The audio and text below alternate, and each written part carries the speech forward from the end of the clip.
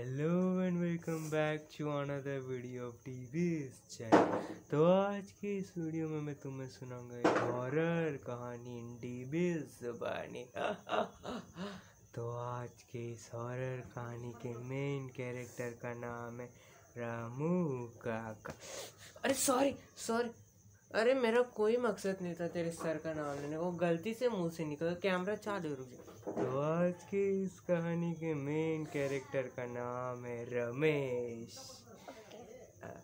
तो यहाँ से 500 किलोमीटर दूर एक गांव था जिसका नाम था अंडिया गांव। उस गांव में रहता था हमारा मेन कैरेक्टर रमेश।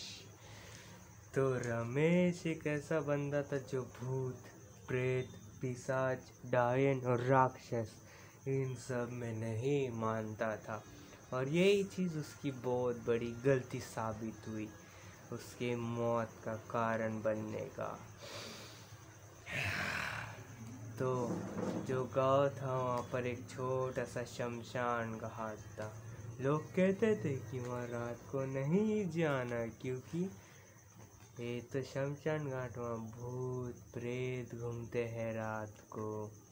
लेकिन रमेश हर एक कहानी के मेन कैरेक्टर की तरह भूतों से डरने वाला इंसान नहीं था। उसने अपने दोस्तों के साथ तय कर लिया कि पूरे गांव वालों को बताएगा कि तुम जो भूत प्रेत पिशाच बोलते हैं ना, ये सब कुछ भी नहीं, इन्हें मसल के रख देने, तुम्हारी मन की महल है वो। लेकिन इसके बाद जो हुआ, उसके बाद गांव वाले उस शमशान घाट को रात को देखते भी नहीं थे।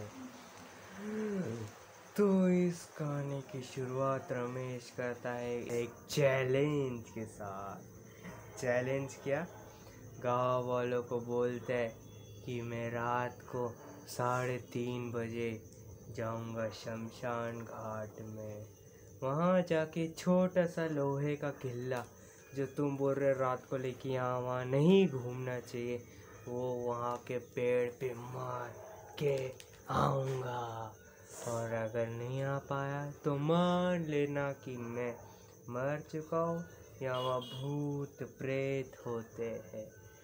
तो इसी चैलेंज करने के लिए रमेश ने अपने साथ और 3 दोस्तों को लिया था, टिल्लू, बिल्लू, मिल्लू, जो इस कहानी में घटिया इंसान है, कोई किरदार नहीं निभाते, वो लोग गद्दार है। तो अगले रात रमेश उठता है 12:30 बजे, टिल्लू मिल्लू के घर जाता है, उन्हें जगाता है। टिल्लू मिल्लू तैयार हो जाते, रमेश निकल पड़ता है। टाइम हो गया था 3, रमेश तैयार हो चुका था, उसके तीनों दोस्त तैयार हो चुके थे। सारे घर से निकले, धीरे धीरे शमशान घाट तक पहुँचे। तो रमेश तो एक ऐसा आदमी था जिसकी फटती तो नहीं थी, लेकिन उसके जो बाकी 3 दोस्त थे वो उस शमशान घाट के बारे में जितनी भी कहानियाँ थी उन सब को सच मानते थे। इसलिए उन तीनों दोस्तों ने सोचा कि रमेश तू अंदर जा, हम तीनों यहीं पर रहेंगे, और अगर आधे घंटे में तू बाहर नहीं आया तो हम गांव वालों को लेके आएंगे। रमेश मान गया क्योंकि जिगर था उसके पास जो बाकियों के पास नहीं था। रमेश इसी कॉन्फिडेंस की तरह गेट को खोलता है जो कुछ ऐसे आवाज़ में खुलती है। रमेश धीरे धीरे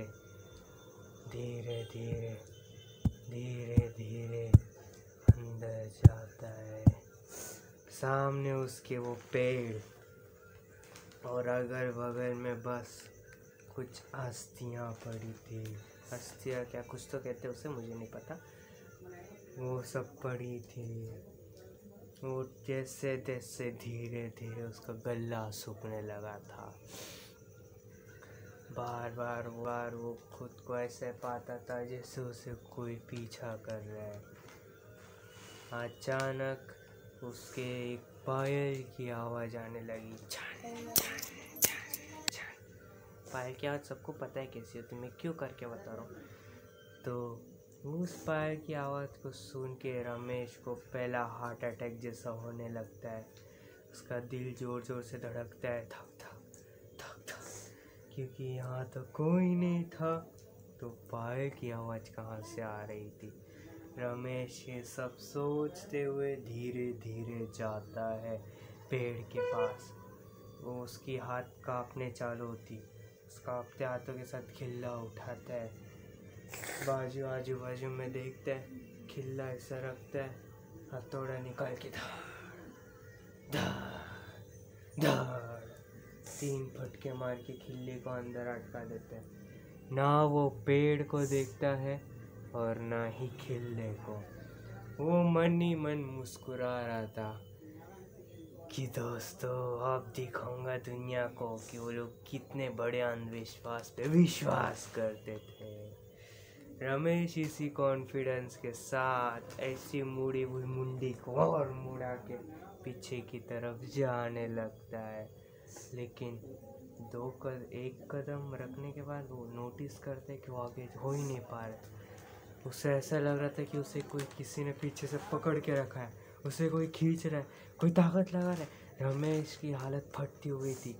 रमेश बहुत डर चुका था, इतना कि उसके हाथ कांप रहे थे, सर से धीरे धीरे पसीना निकल रहा था। रमेश थोड़ा तेज़ी से भागने की कोशिश करता है, लेकिन जैसी वो धीरे धीरे स्पीड करता है चलने का, वो छूट तो नहीं पाता, लेकिन धीरे धीरे उसको पाए की आवाज़ आने लगती है, छन छन छन छन। जितना तेज़ वो भागने की कोशिश करता उतनी पाए की तेज़ आवाज़ होती, जितना उतनी फिर उससे 3-4 कौवे की आवाज़ आए आजू बाजू से, कौवे की आवाज़ ऐसी आई उसे, उसकी फट गई लिटरली। वो डर चुका था। फिर जाके अचानक एक सन्नाटा हुआ। किसी को कुछ पता नहीं कि शमशान घाट में क्या हुआ। उसके दोस्तों को पता नहीं कि आधे घंटे हो गए, ये रमेश अब तक आया है क्यों नहीं।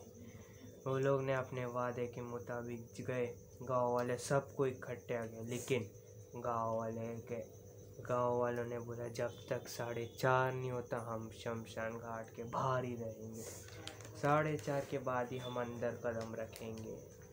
4:30 तक रमेश को क्या हुआ, रमेश बाहर क्यों नहीं आया, वो सब एक सवाल था। जैसे ही 4:30 हुआ, एक बच्चा अपने पापा के पास जाके बोलता है, बाबा 4:30 हो गया, क्यों ना अंदर चले। उसके बाबा पंचायत को बोलते, सारे अंदर जाते धीरे धीरे, और वो देखते कि सामने एक लाश पड़ी है, रमेश की लाश। रमेश की मौत कैसे हुई किसी को पता नहीं, लेकिन उन लोगों ने देखा कि रमेश का कुर्ता जो उसने पहना हुआ था वो पेड़ में अटका हुआ था, वो भी उसी खिल्ले से जो सवेरे रमेश ने गांव वालों को दिखाया था। रमेश ने उसी खिल्ले से खुद के कुर्ते को झाड़ के साथ फंसा लिया था। उसके बाद जब गांव वालों को लगा कि ये तो रमेश की गलती थी, इसके बाद उसे चुड़ैल ने मार दिया है जो यहाँ शमशान घाट में घूमती है। लेकिन जब रिपोर्ट आई, पुलिस ने डिक्लेयर किया कि रमेश की मौत हार्ट अटैक से आई। अंदर ही अंदर इतना डर गया वो कि वो मर चुका, और उसके जेब में 10 से ज़्यादा 2 और 1 रुपए के चिल्लर थे जो किसी पायल की तरह आवाज़ कर रहे थे। तो आज की कहानी कैसी लगी मुझे कमेंट करके बताना, और ऐसी 1-2 कहानी सुननी है जो शुरुआत में हॉरर लगे और लास्ट में एक ट्विस्ट आ जाए, तो प्लीज़ सब्सक्राइब कर देना मेरे चैनल को।